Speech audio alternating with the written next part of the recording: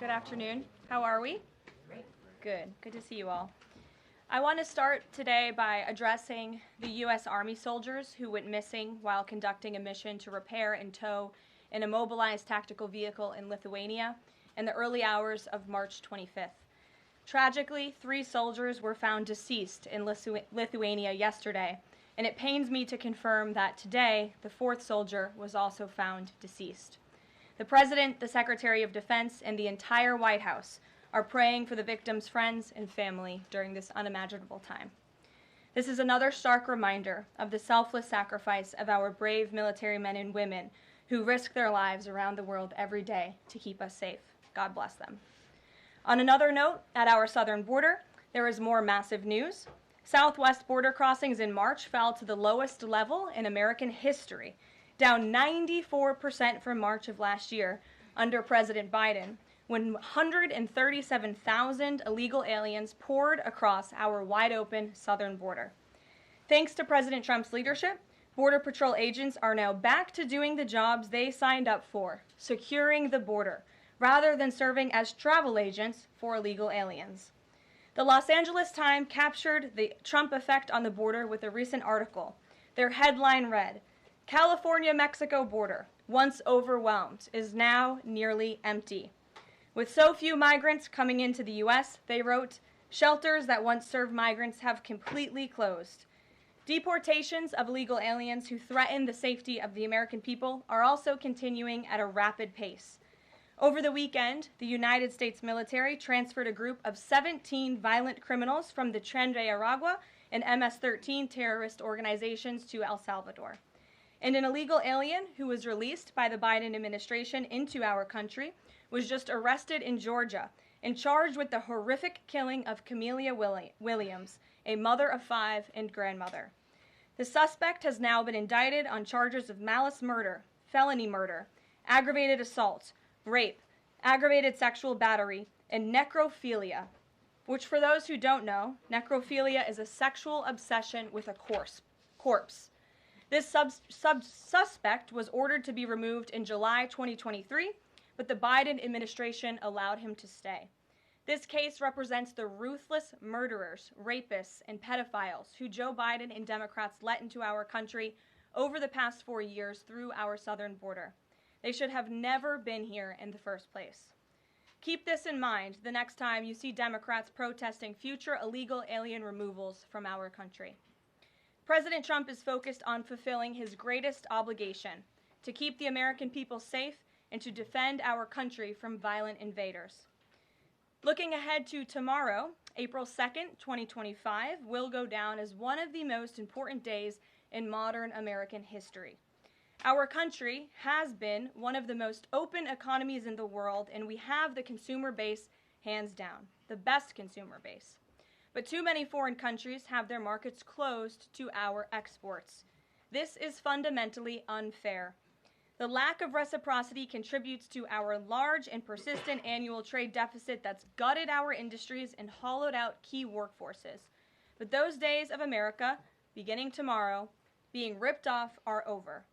American workers and businesses will be put first under President Trump, just as he promised on the campaign trail.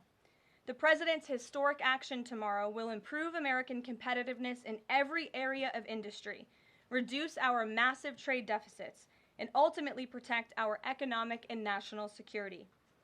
President Trump's economic vision is rooted in common sense. America will offer companies the lowest taxes, energy costs, regulations, if they make their products right here in the United States and hire American workers for the job. It's simple. If you make your product in America, you will pay no tariffs. We have already seen a number of the largest companies in the world respond to this economic approach. For example, Project Stargate, led by Japan-based SoftBank and US-based OpenAI, and Oracle, announced a $500 billion private investment in the United States-based artificial intelligence infrastructure. Apple announced a $500 billion investment in U.S. manufacturing and training. NVIDIA announced it will invest hundreds of billions of dollars over the next 4 years in U.S.-based manufacturing. And the Taiwan semiconductor manufacturing company TSMC announced a $100 billion investment in U.S.-based chips and manufacturing. These are just a few of the investment announcements that have already been made, and it is clear that President Trump's America First approach is already working. In our new media seat today is Mark Halperin, the co-founder and editor-in-chief of Two Way, a new live video platform that builds communities around interactive conversations with leaders and content creators from every subject area. Mark and his colleagues welcome all voices into discussions that are spirited but respectful. They have over 37.5 million video views, over 3.6 million watch time hours since the platform began just last year. This is new media in its truest sense, allowing the people to ask questions, make comments, and be an active part of engagement on the most important issues facing the country and our world. With that, Mark, please kick us off and welcome to the briefing room. Thank you, Karoline. Appreciate it. I'll ask you a question about tariffs and then one from one members of our community. Sure. About education. It's perceived by some that companies or countries, if they change their policies either before tomorrow or after tomorrow, can have the president alter what he's planning for that country or that sector. Is that a possibility? And if so, what factors the president consider in making those changes? Well, the ultimate change for these companies and these countries, Mark, will happen when they decide to do business in the United States of America. And as I just laid out, they will face no tariffs at all if these companies choose to invest here in the United States and to move their production and their manufacturing here to the United States as well. As for tomorrow, the president will be addressing the decades of unfair trade practices that have ripped our country off and American workers off. It has hollowed out our middle class. It has destroyed our heartland, and the president is focused on reshifting our global economy to ensure that America is once again the manufacturing superpower of the world. So if they do something today or later in the week that's a pledge for future activity, would that be good enough potentially to alter the policy? Again, the president has been looking at the very unfair trade practices of the past. Certainly, the president is always up to take a phone call, always up for a good negotiation, but he is very much focused on fixing the wrongs of the past and ensuring that American workers have a fair shake. So if someone calls after tomorrow and says, hey, I'm ready to make a change, he'd be open to that? The president is always open to taking calls. Okay. A question from one of our community members. Katie Reeves is a school teacher in Wisconsin. She's taught K through 8 in public, independent, private, and private schools. And here's what she wanted me to ask you. She says, I see the elimination of the Department of Education as an excellent first step in the improvement of our school system. Do you see any further role the federal government can take beyond this, possibly in promoting the expansion of voucher programs or reducing the influence that teachers' unions hold over our schools? Mm-hmm. Well, first of all, I want to thank Katie for her service to our country and our nation's children. Being a teacher is the most noble profession that we believe one can have. And the president said in his remarks when he signed the executive order to dismantle the Department of Education that he loves our teachers. And in part, this order is to empower our teachers to have greater decision making in the classroom. Nobody knows our nation's children and our students better than our teachers who are with them every single day. As for the federal government's role, to get to the heart of Katie's question, the president has made it clear to Linda McMahon that we need to find other places within our federal government for critical programs regarding education. Pell Grants, Title IX, lawsuits, etc., civil rights lawsuits, all of that are critical functions, special needs programs, nutrition programs, but there are other places throughout the federal bureaucracy where those things can happen and work. The Department of Education has been a very bloated bureaucracy. We spent trillions of dollars on this department, and for what? Our children are worse off as far as education goes today than they were when this department originated, and that's very concerning to the president. So, the two issues she cited, are those priorities for the president? School education choice, vouchers, and diminishing the role of teachers' unions. The president is very supportive of both of those things, particularly when it comes to school choice. He has said that school choice is the civil rights issue of our time, and he wants every child, regardless of zip code, socioeconomic status, how much money their parents have, to be able to go to the school of their choosing that best suits their educational needs. And he is going to empower state and local leaders to make those decisions on behalf of our nation's children. Thanks for being here, Mark. Jeff. Just changing subjects for 1 second. The administration has expressed a complete confidence in how all the deportation flights to El Salvador were conducted. But now that the administration has conceded that there was an error of one Salvadoran national, will there be any reviews conducted? And does the president express any thoughts on the one error that was disclosed in court last night? Well, first of all, the error that you are referring to was a clerical error. It was an administrative error. The administration maintains the position that this individual who was deported to El Salvador and will not be returning to our country was a member of the brutal and vicious MS-13 gang. That is fact number one. Fact number two, we also have credible intelligence proving that this individual was involved in human trafficking. And fact number three, this individual was a member, actually a leader of the brutal MS-13 gang, which this president has designated as a foreign terrorist organization. Fact number four is that foreign terrorists do not have legal protections in the United States of America anymore. And it is within the president's executive authority and power to deport these heinous individuals from American communities. It is a promise he campaigned on. It is a promise he is keeping.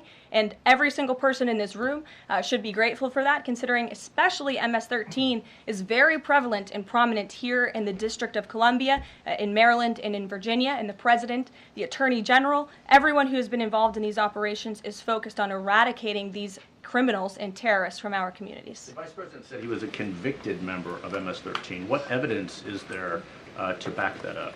There's a lot of evidence, and the Department of Homeland Security and ICE have that evidence, and I saw it this morning. Steve. Has the president fully made up his mind on the level of tariffs to impose tomorrow? We keep hearing about a 20% flat rate. The president said last night he has made a decision and a determination. I was with him in the Oval Office earlier, and he is going to announce that decision tomorrow. I don't want to get ahead of the president. This is obviously a very big day. He's with his trade and tariff team right now, perfecting it to make sure this is a perfect deal for the American people and the American worker, and you will all find out in about 24 hours from now. And are the car tariffs going to go into effect on April 3rd as scheduled? Correct. Yes, they will. Okay. And last thing, would you like to respond to the Chinese military drills around Taiwan? Yes, I would. As a matter of fact, the National Security Council briefed me on this morning, and they said that the president is emphasizing the importance of maintaining peace in the Taiwan Strait, encouraging the peaceful resolution of these cross-strait issues, reiterating our opposition to any unilateral attempts to change the status quo by force or coercion. That is directly from the National Security Advisor. Just for you, Steve Holland of Reuters. Monica. Thank you so much, Caroline. Elon Musk this week revealed that Doge found that the Biden administration issued over 2 million Social Security numbers to illegal aliens, found 20 million dead people marked as alive in the Social Security system. Has the White House confirmed these numbers with Elon, and is the White House looking into correcting this? I'm not sure about those specific numbers that Mr. Musk cited. I can tell you what the Social Security Administration has said themselves, according to an Inspector General's report that was conducted last year, showing there was nearly $80 billion worth of fraud in this program. We know for a fact there are individuals who should not be receiving benefits on the Social Security rolls, and this administration is focused on cleaning out the waste, fraud, and abuse in every agency, but particularly in Social Security, to make it stronger for our tax-paying, law-abiding citizens who deserve these entitlements and programs. Because you did bring up Doge, I do want to tout the incredible efforts that have been made at the Environmental Protection Agency, and Administrator Lee Zeldin is just doing a tremendous job. Just yesterday and today it will be going into effect. He announced that taxpayers will be saved $8 million in annual lease costs by moving staff out of the 323,000 square feet of space that the EPA currently occupies, which is completely unnecessary. Yesterday, Administrator Zeldin also announced he will be shutting down a museum that the Biden administration built to tell a selective story about the EPA's history and climate change. It was a real pat on the back to President Biden. And guess how much American taxpayers paid for it?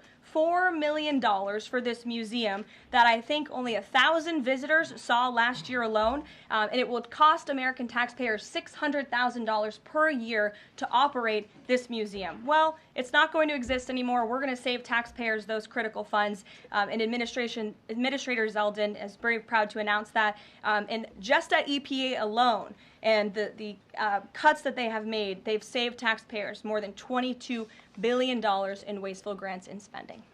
Peter. Thank you, Caroline. When the president goes down to Florida on the weekends, does he ever hear from, there are so many retired folks down in Florida, does he ever hear from any retired Americans who are stressed about these wild swings in the stock market because of the tariff uncertainty, and they're sitting there on fixed income or living off a 401k, and They don't know how much money's going to be left. Well, certainly they are legitimate concerns, and the president takes those concerns very seriously, and he's addressing them every single day. And tomorrow's announcement is to protect future generations of the senior citizens you mentioned. It's for their kids and their grandkids to ensure that there are jobs here in the United States of America for their children to live the American dream, just like they presumably did. And as for their worries about their 401ks, their Social Security, I just addressed Social Security. This president is always going to protect it for our tax-paying senior citizens. As for their 401ks, look at what President Trump did for you in his first term. He is working on implementing that economic formula every single day by lowering inflation, lowering energy prices, massive deregulatory efforts, while simultaneously effectively implementing tariffs. And they'll hear more about that announcement tomorrow. And you said that the president right now is with the trade and tariff team. They are very confident that this is all going to work. But what if Yes. they're wrong? They're not going to be wrong. It is going to work. And the president has a brilliant team of advisors who have been studying these issues for decades. We are focused on restoring the golden age of America and making America a manufacturing superpower. And again, Peter, I would point you to the investments that have already trickled into this country. And the president hasn't even made his tariff announcement yet tomorrow. There have been billions of dollars in private investments from around the world pouring into American communities. What does that look like for those watching at home, for the people you mentioned worried about their own economic circumstances? It means more jobs in your communities, which means more money, more investments, more money in your pocket. That's what the president is committed to. And I would be remiss if I didn't mention the president's commitment to tax cuts, which we are counting on Congress to do, especially on Social Security. And one more. Sure. Are the special elections today a referendum on the president? I think first of all, as you know, I'm a government employee now, so I'm not very much allowed to comment on elections that are taking place. That's something to get used to, having just been on the campaign trail for quite some time. But the president is the leader of the America First movement and the MAGA movement. And that was made very clear on November the 5th when he received nearly 80 million votes. I could also say that it is the constitutional right of every law-abiding American in these places where these elections are being held to vote, and every American should exercise their constitutional rights. Sure. Thanks, Karoline. A few questions about this deportation case. First, I wanted to clarify something that you said to Jeff a few minutes ago. You said you'd seen evidence that this man was a convicted gang member. In what court was he convicted and for what? This individual was an MS-13 ringleader. This individual was also engaged in human trafficking. And I'm glad you brought up this point again, because I would like to point out that if you just saw the headline from the insane, failing Atlantic magazine this morning, you would think this individual was Father of the Year, living in Maryland, living a peaceful life, when that couldn't be further from the truth. They didn't even mention in the title of that article, or even in the first paragraph, that this individual is an illegal criminal who broke our nation's immigration laws. He is a leader in the brutal MS-13 gang, and he is involved in human trafficking, and now MS-13 is a designated foreign terrorist organization. Foreign terrorists have no legal protections in the United States of America, and this administration is going to continue to deport foreign terrorists and illegal criminals from our nation's interior. But a judge ordered that he should remain in this country. So are you saying that it is okay to ignore a judge's ruling if you don't like it? Who does that judge work for? He's an immigration It was an judge. immigration judge who works for the Department of Justice at the direction of the Attorney General of the United States, whose name is Pam Bondi, who has committed to eradicating MS-13 from our nation's interior. And let me tell you why we've made this commitment. MS-13, may I remind each and every one of you, is a brutal and vicious gang. They raped and strangled a 20-year-old autistic woman to death in Maryland. They hacked 4 people to death with machetes in a park on Long Island. They have kidnapped, sexually tortured, and shot a teenage girl in Texas after she insulted them, allegedly. Killed and mutilated a 17-year-old girl in Virginia, stabbing him 16 times and cutting off his hands. They beheaded and cut out the heart of a man in Washington, D.C., They raped and murdered a 13-year-old girl in California. They sex trafficked a slew of young girls, including one who was just 12 years old. Raped an 11-year-old girl in Brooklyn while her brother was in the room. Sex trafficked a 13-year-old in Maryland and Virginia, miles away from this White House, even beating her 26 times on her backside with a baseball bat. Pressured homeless New Yorkers to undergo unnecessary surgeries such as spinal fusion in order to bolster their fraudulent lawsuits. These are vicious criminals. This is a vicious gang. And I wish that the media would spend just a second of the same time you have spent trying to litigate each and every individual of this gang who has been deported from our country as the innocent Americans whose lives have been lost at the hands of these brutal criminals. We maintain our position, and very strongly so. Jennifer. One more on the tariffs. Can you say what the latest thinking is on the start date? I know you were just in the Oval.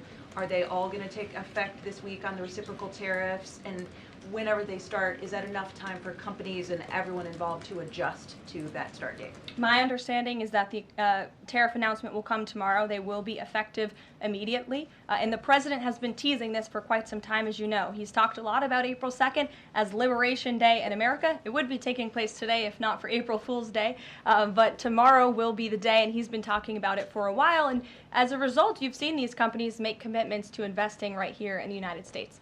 Jasmine. Thank you so much. I wonder, back on tariffs, what, if any, market indicators is the White House looking for to see if this tariffs plan is successful down the line?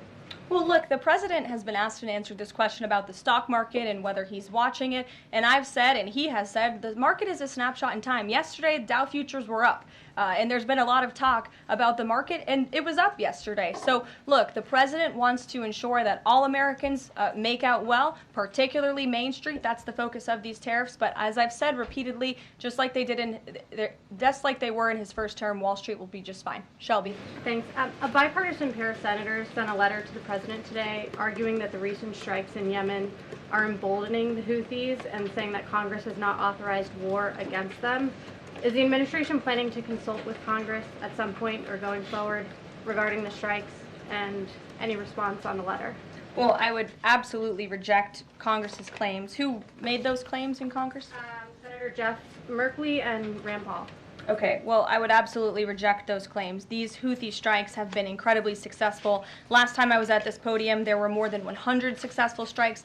There have now been over 200 successful strikes against the Houthis. Iran is incredibly weakened as a result of these attacks, and we have seen they've taken out Houthi leaders. They've taken out critical members who were launching strikes on naval ships and on commercial vessels, and this operation will not stop until the freedom of navigation in this region is restored, which is a critical principle. And this president stands behind our Defense Department, who's doing a tremendous job. And are they going to, is the White House going to confer with Congress going forward on this? I would have to ask our team here at the White House, but the president is well within his authority, as is the Secretary of Defense. Again, these are defensive strikes. The Houthis have been launching attacks on U.S. naval vessels and commercial ships for quite some time. Go ahead. Karoline, Yeah. The pause on the Canadian and Mexican tariffs, the fentanyl tariffs, that's set to expire tomorrow. Is the president considering extending that pause? Look, I will let the president speak on the specifics of the tariffs tomorrow. But as for fentanyl, we have seen this has certainly caused a national security crisis here in the United States. Fentanyl continues to be the #1 killer of young people in this country, and the president is very much focused on that. Deanna. Thank you, Karoline. The president recently signed an executive order on making D.C. safe and beautiful. On the campaign trail, he talked about making New York great again. Does he have any plans on establishing a similar task force? Has he been pressuring Governor Hochul in any way in his conversations about New York and lowering crime? Well, he has been in correspondence with Governor Hochul quite a bit on the issue of crime, also on the issue of congestion pricing, and so many other issues that are facing New Yorkers. And he wants New York to clean up their streets just as he does here in Washington, D.C. He also speaks to Mayor Adams as well. So he's engaged with state and local leaders across the entire country to ensure they're doing their part to help American citizens in each and every state, regardless of if it's a red state or a blue state. A question on Russia. Yesterday, the Russian government said that their new goal is 160,000 conscripts for the war. Has the president seen that number, and does he have any response given his recent conversations on peace talks? Well, I can tell you what the president said last night, and that is he is frustrated with leaders on both sides of this war. He wants this war to end. There are men that are dying on both sides, and it's been going on for far too long. Our team continues to be engaged with the Russians as we are with the Ukrainians, and the president continues to be very, very much engaged on this topic every single day. Karoline? Sure. Karoline, Sure.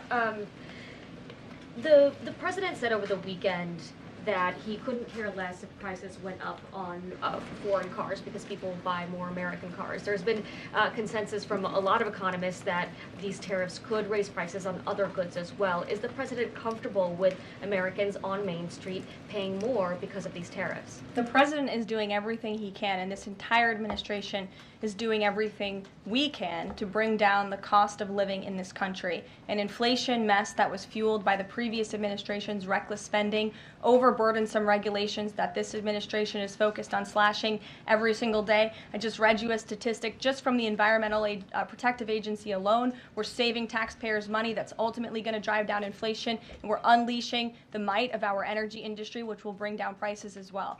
To the heart of your question, because this is very important to the American people, you should trust what this president did for you in his first term. He effectively utilized tariffs while driving down inflation. It was a record low 1.4% when he left office, and he's focused on getting back to that. It's unfortunate the previous administration left us in this mess.